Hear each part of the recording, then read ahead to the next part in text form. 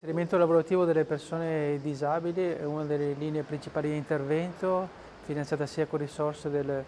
Fondo Sociale Europeo che con il Fondo Regionale Disabili,